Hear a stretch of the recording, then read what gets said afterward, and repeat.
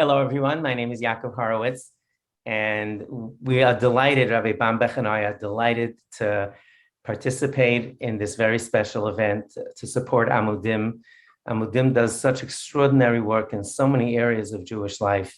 And as far as the two of us are concerned, it's the educational component, helping children function in school, and those who cannot make it in school and find it difficult to be part of our community when they're having challenges of one sort or the other. So, I had the great privilege to be around when Mendy Klein, Olav Shalom of blessed memory, started Amudim, and I've been extraordinarily grateful for their contribution to Jewish life. Rabbi Tzvi Gluck is a dear friend of mine, and I'm so incredibly impressed with all the work they're doing. Rabbi Menachem Bambeck is just a superstar educator, human being. He doesn't do labels. He just sees people.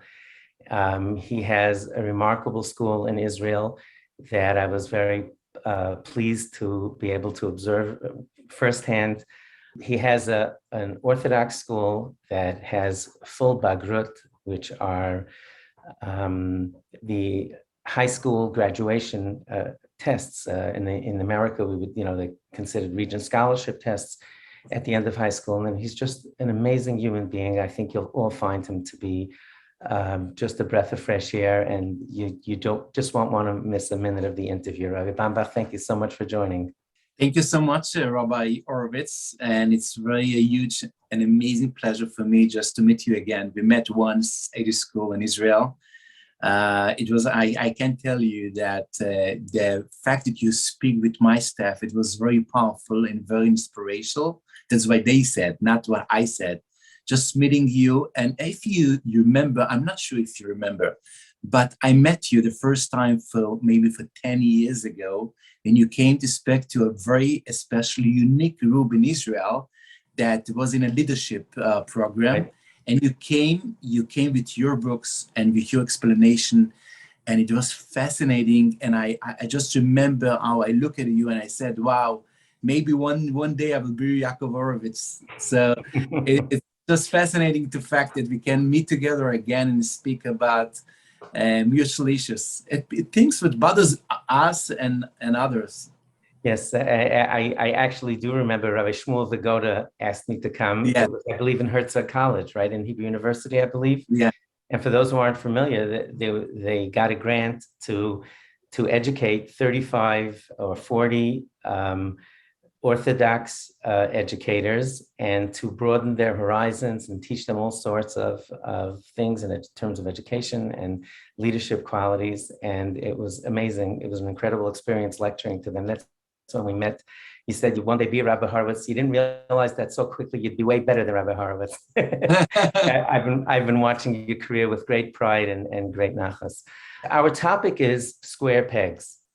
And for those who aren't familiar with the term in English, we say a square peg in a round hole.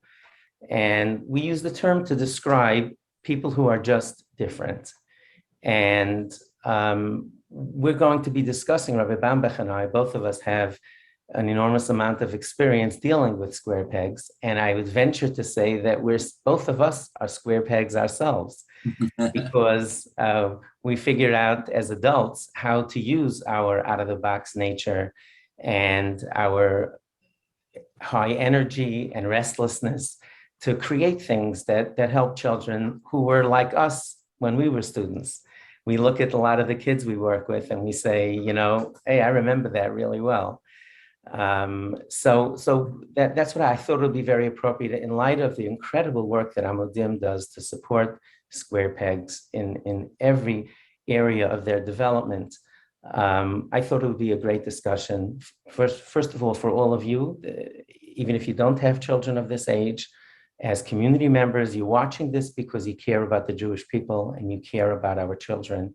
So even if your children are not, school age any longer, I believe it'll be an important conversation, and I think it'll be of interest, but mostly for parents who do have square pegs, to try to understand them better and to try to help them through life. Rabbi Bambeck, I'm going to just start by sharing something that we did in our school, in our yeshiva. I was the principal. I founded a yeshiva called Yeshiva Darchei Noam in Monsey. It was a boys' elementary school. The children were 4 to 14 years old. And I ran it for 22 years. I stepped down a few years ago to work on some other parenting projects that I'm working on now in child abuse prevention. But I was very careful, Rabbi Menachem, during the time I was principal, to see in America, we have a thing called HIPAA. It's Rosh Tevis. It's a abbreviation. It basically means that in hospitals and healthcare facilities, you don't talk about the patients out in the hallway. It's called HIPAA rules, that meaning that we protect the confidentiality. If I'm in a hospital for a procedure, I don't want the doctor and the nurses. They can come and talk in my room if they do the rounds, but I don't want them going out and say, you see that guy in room 22, he has, I don't want it out in the hallway. So I was very careful to see that in our yeshiva, we maintain confidentiality whenever the staff discuss children. So one of the things we would do as a code among ourselves, this was just an idea that I had, I was thinking of suits, of buying a suit. So some people fit exact sizes perfectly, right? There's a size 40, 40, so 40 regular. So some people are a 40 regular, meaning they go into a store and they say, I'd like a blue suit in a 40 regular. They put on the suit, everything fits, they fix the pants, they just adjust the height of the, they make a cuff and see you later. Some people need adjustment, alterations. One hand is a tiny bit longer than the other. They need a little bit of alteration to make it work for them. And then you have a sug shlishi, a third category, which we call custom. Means their body is not aligned closely even with any of those suits. And they basically need a tailor to come in and cut a suit specially for them. So that's how we would, when children would apply to the school, or we would talk about ourselves, that why a child isn't doing well. We never said it in a bad way, in a derogatory way. It was just descriptive for ourselves in a bakavah. Nobody knew what we were talking about. We would say, well, look, we need some alterations, meaning we need to modify the school schedule a little bit. And we say, this kid needs a custom, the program isn't working for him. So that's really how, maybe a way of introducing. We have 40 regulars who just, the school day works for them. The notion of, sitting in class, listening to what educators are saying, memorizing them, taking their notes, putting their homework in their bag, finding it at night, all those things that we need to make a successful school day work. Those are the 40 regulars. Some kids need a little support, like all, alterations. And some kids, the square pegs often need just a custom. So may I start by asking you, Rabbi Menachem, which one of the three you are? I tell you straight out, I'm custom. What was your schooling like? I'm curious. We never discussed this, folks. It's so nice, the paradigm. I think it's actually really, it may be the first time you gave me the opportunity to think about myself and how and I think it's different times. I think one of my parents, the parents of some of my teachers gave me a regular one. They were sure you don't need any change. And there were some times in many years that I try to figure out what is when need a custom, when need alteration. It depends which time, which year, but absolutely I really identified with the idea that we are by ourselves. We have different, different experiences. And it could be even in the same year with a different teacher, because, it's about the expectation that they have from you. There is in a very famous effect, a pigamlion. I don't say in English. There is effect, a pigamlion. It's a very famous in education psychology issue that if you expect something from someone, is usually you can get to reach your expectation. Right. So in other words, the expectation of what you're saying becomes a self-fulfilling prophecy almost. It becomes an neviyut that it becomes true. If we see potential in children, then we tend to treat them a certain way. Just today, I just very interesting experience I had just today. It came a supervisor from the government, and he is very special, unique personality. I love him very much. He's a son-in-law of Rabbi Aaron Lichtenstein. His name is Rabbi Erzl. And this is like a supervisor in the education ministry. So he came and he said something really interesting. He said, if you can say, if in one time it ever happened that you criticize a child and you fix it, I think they will never fix. Maybe we'll do it, they have no any choice.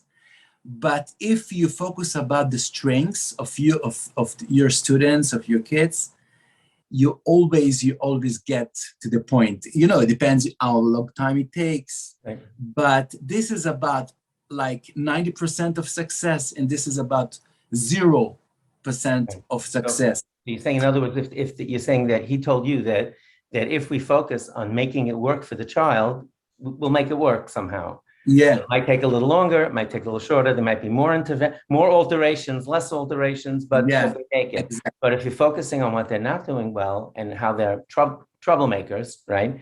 Then we wind up, becomes a self-fulfilling prophecy, and we look at it a certain way. That's very wise. So what would you say? I mean, just to put it out there, I am an extremely restless, high energy person. And like Rabbi Menachem, like Rabbi Bambeck, we look at things. I don't know about your nature in terms of restlessness. I don't think you're as restless as I am, but our ability to look at something and say, it doesn't have to be this way. Why can't we think differently about it? Yeah. That we're like twins. We're like Umim, we're twins. Brothers are from different mothers, you know, like we're totally aligned like that. Yeah. And that part becomes very difficult when we're in a school setting, and, you know, conformity is considered, conforming means that you do what everybody else is doing is considered a great advantage, and non-conforming becomes problematic. So we tend to challenge things that become different. And you know, this is how I tend to think of it. So I would say, you know, most of this we usually notice at a very young age. This nature and how we learn. I'm doing 1 minute clips, parenting clips now. I've been producing since June 1st, one under a minute parenting clip on Instagram. It's at Bright Beginnings Forum, if anyone is interested, to be able to relate to the parents today of how they process information. I do the editing while I'm out walking. I'm most creative then. I take my phone and I work with someone who's sitting at a screen. We work together. Honest to goodness, parents, if you want to be comforted, if you have an out-of-the-box kid, if you have a custom at home, I kid you not, I reviewed my bar mitzvah speech, my psheto, walking around my house, spinning a basketball on my finger. Be'emet, I'm not kidding. I used to walk around the house. I would spin a basket. I can still do it today, thank God. Wow. I was just teaching one of my grandkids how to do it a week ago. And I would walk around the house, and my grandmother was European. You could just imagine. She used to say in Yiddish, what's he going to do without a basketball? We'd have to bring a basketball to the bar mitzvah. But that's how I learn. I learn best when I'm out walking and thinking. Sitting still is difficult for me.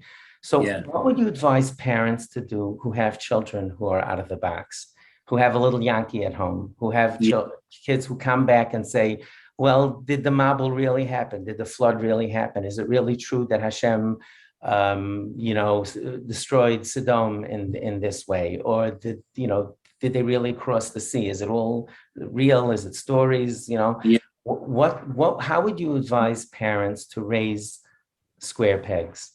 Please. Yeah. So I think you're speaking about the prevention. After they drop out, it's a different story and it's a different approach. But you speak about the prevention, and I think we can be focused about many important rules. I think the first thing, a kid is different. We need to make sure that he's in a good environment. accepted environment, not a judgmental environment. I think if there is fun in the family, so he would prefer to stay at a family environment. And this is very, very important to focus about. How we make an happy family. People, the kids will feel, oh, it's always great, nobody's screaming. And if someone is screaming, but it's a relationship, but I think the environment at home is so important, because those kinds of kids, they will try to find other ways out to experience something different. And this is about the first thing. I think the second thing is to... I just want to make it clear, you weren't talking about a school setting, you were talking about the family setting. I think about the family. First of all, but first, I mean, that's what I just want to make it clear in case the barrier. So you're saying that the families should be happy places where where families enjoy each other, and it's overall a happy place. Absolutely. And I think another thing also is about to minimize bikoret, criticism. I mean, a place that is we minimize, it's also the same in the school. When we focus about, when we criticize our children all the time, they need to protect themselves. Also, they raise antagonism against the staff or against them. It's the same issue. And when I'm saying at home, I'm usually, because I'm just not at home, but I think the home and the school need to act in the same rules. So to minimize criticism is not just because you have to be a fancy person and it's just because you should be confident. And a guy feel confident in a place that he feels not we just look at him all the time and just thinking how we can criticize him. It's like to make him a comfortable place. And this is something very important also at home and the same at his school or in the yeshiva. And I think another thing is very important is about the good experience, mainly about Torah mitzvot. If you give, they should feel it's love, not with stressful. Let's say even for Shabbat, tomorrow night I'm going to my school, to the yeshiva. I'm going to make together Shabbat. I love very much, and I said for my school that you should know something. I want to tell you now. I'm going to reveal my secrets. I wanted in the beginning to start a yeshiva only for Shabbat, because I feel the Shabbat is a core. It's a very a powerful time to feel something much more for our soul. But I knew that if I would say for you parents that I have a school for Shabbat, no one's going to send their kids. So you know what? I said many stories that I have a matriculation, English, math, and physics, and science. But if you ask me, I mean about Shabbat. And I focus so much about Shabbat because it's an informal environment. And we can think and we can be so like friends. I'm not acting like a principal. I'm just like with them, laughing and have fun. And when the kids finish after 4 years, the yeshiva, when I ask them to summarize their experience, they say, Shabbat. Wow. And it's something they're going to stay. It's something they're going to stay with them. Yeah, I think it's going to stay with them for the whole life. You know why? I'm chas v'shalom not criticize families, but I think there is some families, they are so busy in the middle of the week, they came for Shabbat and they have no any energy to give for the family. And that's why they need sometimes to find other ways out to fulfill the soul in Shabbat. I'll tell you what I find very often is that parents focus on the details of the trees, not the forest. That the children should sing Zmirot, should sing the Hebrew songs for Shabbat, the Shabbat songs together, and they should talk, review the Parsha, the Torah portion of the week. And sometimes those details get in the way of families enjoying themselves. So when parents tell me that it's such a common complaint, I'm sure you hear it all the time, Shabbat is so stressful in our home. It's so stressed out. Oh. What should I do? So I ask them, I say, how are your Hanukkah meals? When you get together for Hanukkah and the families, same family, you're all together, you're having a 2-hour dinner, what does that look like? Oh, everybody says, oh, that's just so much fun. We enjoy each other. You know why? Because they're not expectations are to have what you described that you wanted to make in the yeshiva, a happy time of family together. and with less emphasis on what they're singing or that they're saying Divrei Torah. Now, if your family does it, of course, it's fine, but not at the cost of that, of that enjoyable experience. That's their religious experience that they remember so much. I find this fascinating what you said about Shabbat. I'm so thankful for my teachers and rabbis when I was a young boy in the yeshiva, because now I know exactly what not to do. So why do you do it when I was drinking? Yeah, go ahead. I remember I was in a place that it was like a commanders all the time. You need to be, you have to rule, you have to daven. And it was so stressful in some ways. And you know what? I was, after some years, I think about myself, it's a self-reflection. So if people really change inside the pnimiyut in those kinds of places, they become like models that it's not there, it's not individuals, it's erased their individuality. So that's why I'm so focused about to raise the personality. They should stay together, confirm with the school, with everybody else, but they should know who they are, why they are so unique. And I always said that God bring you not because to be like everyone, just more Chinese. I think you are because God chose you because you have something very special and unique. And you have to know about that, and you have to be proud of who you. If God don't want you, will not be there, even tomorrow. I just posted on social media this week. I started a new thing that I put up a phrase or two twice a week, once or twice a week on social media with a little bit of commentary.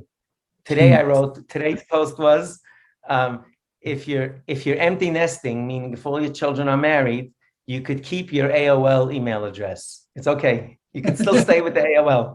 But if you have teenagers, you better know what's going on in today's technology. That was today's post. So I posted earlier in the week a phrase that Mark Twain said. He was an American writer in the 19th century. And he said, the two most important days of your life are the day you're born and the day you figure out why you were born. And so I just posted it this week on my social media, and I wrote next to it, that means that everybody has a different why, that everybody has a different reason for why they were born. And that's what you were saying. I think it's a brilliant. And I will add something else. Please.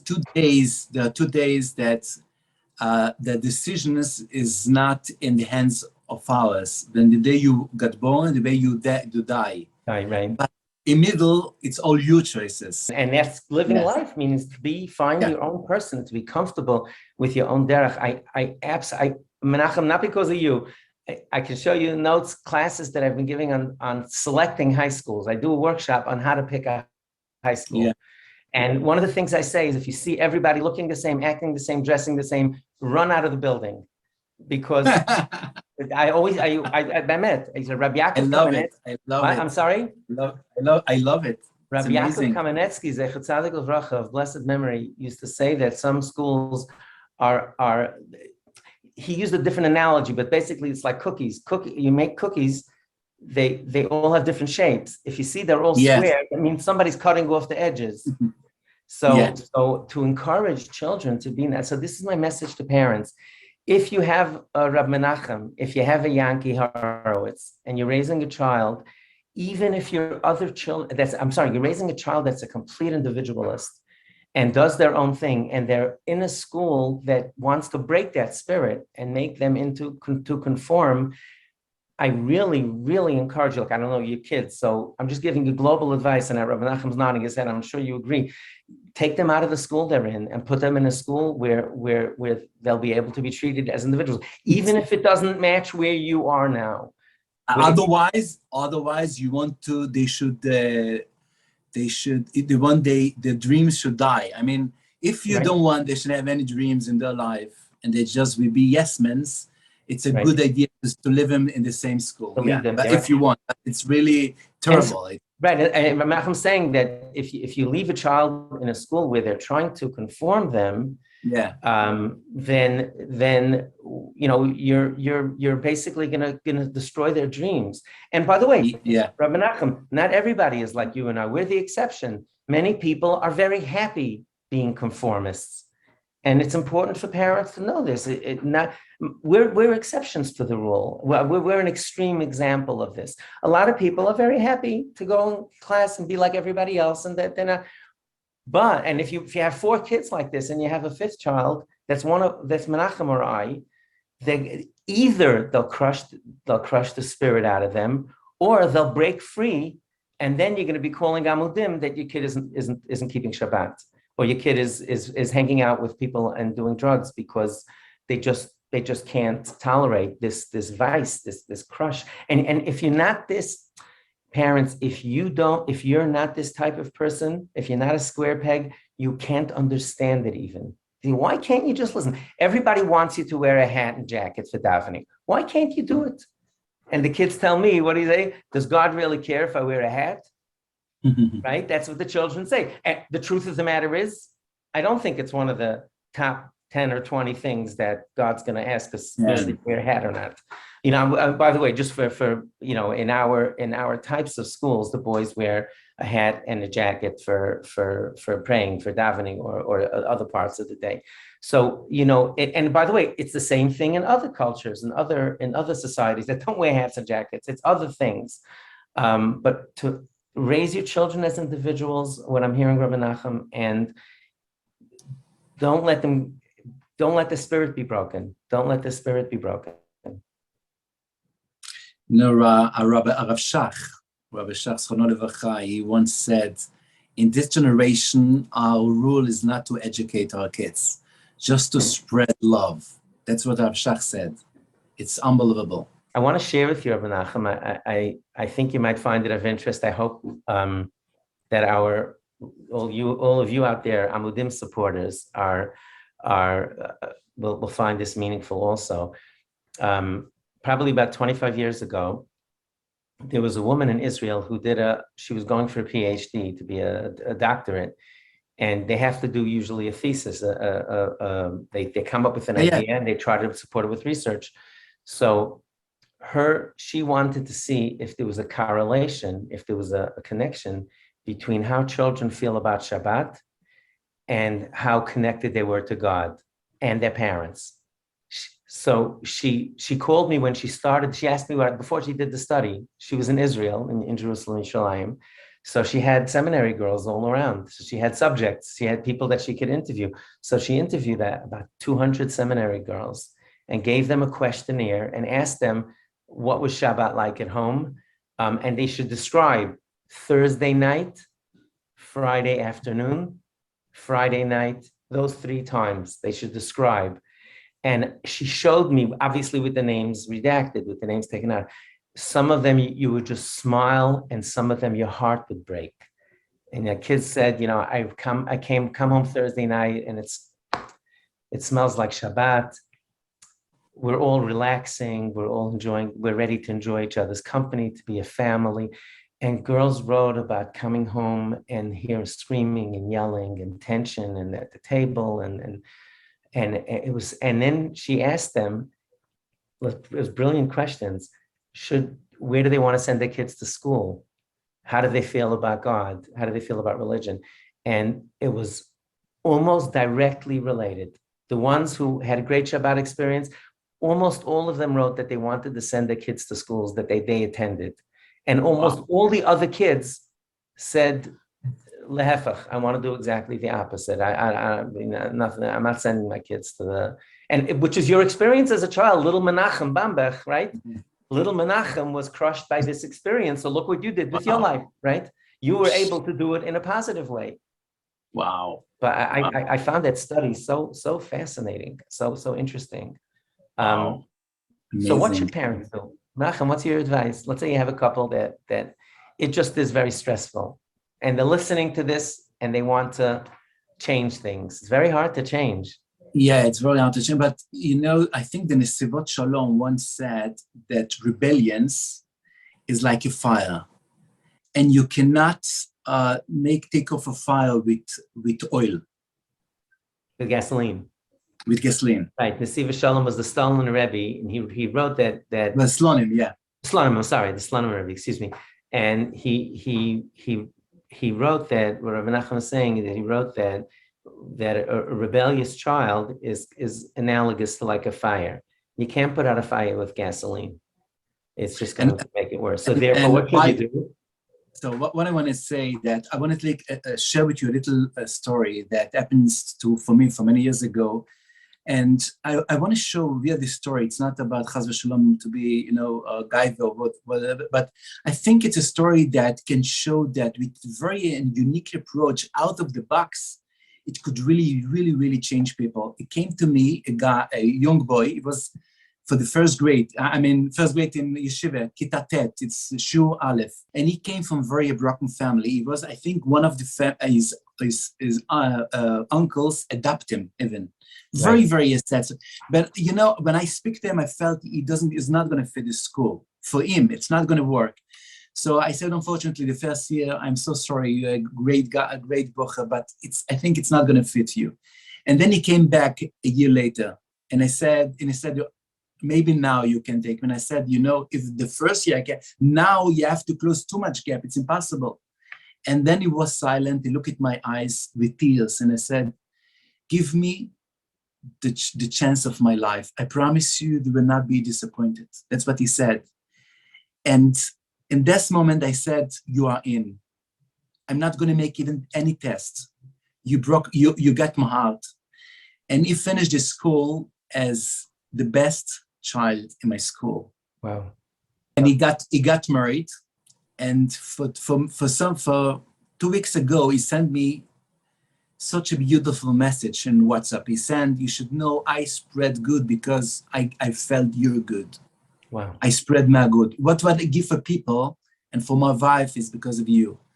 So it's not about me. I mean, I was in a moment, in very critic moment in the life of when, and God bring him to me, maybe God knows that maybe it's going to be a chance for his life. And I think we need to treat our kids, our personal kids, the same, to give them again and again a chance to put aside our judgmental thinking and criticizing and the way we think what people are going to say and how it's going to work. And he promised me once he's going to change. No, just give again and again and deliver your feeling and your hope to your child. They're going to feel it. And it's unbelievable how much change you can do for your own kids. And also, I'm just using this, I used to say this at home and at the school, we need to use almost the same principles. But you know what?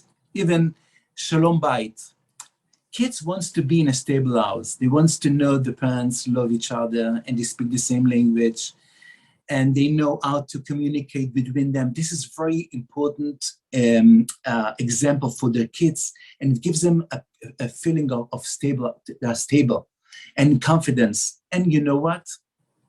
In the schools is the same. If the staff work together and they have the common language, they respect each other without declaring. Without thinking about it, without talking about it. Right. It's delivering. It's feeling of kavod. Right. Sometimes you speak about respect, why we need to respect, how to respect, but they see how you jealous with each other or you fight, and this is, I think, something very important rule. How to give without speaking a good example. I found, Rabbi Menachem, when parents have serious disagreements and they manage to work it out and they tell the children, look, we're working on this, we want to make it work. Yeah. It's a great model for the children. So you're modeling absolutely respect for the children and respect for each other, which is why you and I both advise parents not to send rebellious children away from home, because you're telling the other children that we're going to throw you out also. We spoke about this last time. I just, before we close, I just want to share with all of you, Rabbi Bambeck wrote an incredible article that went more than viral about his 16-year-old daughter. He was in the Times of Israel. I think it was called Thou shalt love your non-religious child, or something like that. What was the title? Exactly, yeah. Yeah, thou shalt love, do a Google search for it. Thou shalt love you're a non-observant child or non-religious child. And there's a picture of Rabbi Bombach with a 16-year-old daughter who at the moment is charting a different course in life. And he wrote about him walking with his daughter through the mall. And she was wearing slacks, which in our circles, the young ladies don't wear dresses, and it was very out of character for the community. And he was just having a great time with her. And he writes about how he accepts his daughter completely and what advice to parents. It's an absolute must read for every single parent. This is where Rabbi Bambeck, he spoke about staff, about staff showing and parents showing respect for each other, and what a great model that is for children. This Rabbi Bambeck walks the walk. In America, I don't know if you're familiar with the expression, they say some people talk the talk, but don't walk the walk. It rhymes, right? They talk a lot, but they don't do it. Rabbi Bambeck walks the walk. And that's why— tell you something really interesting about this. Some of the Haredi person asked me, how do you think people can trust you if you fail with your own child? It's a good question, right? Okay, no, I don't think so, but go ahead. I don't think you failed. Go ahead. But it's a good question. It's a legitimate question. Right, absolutely. If you want to make sure that people should trust your system and you inspire the system, how you can publish it, you can damage your system. And I think to myself, I do what's the right thing to do. But, God sent me a very interesting message in the same day of the question.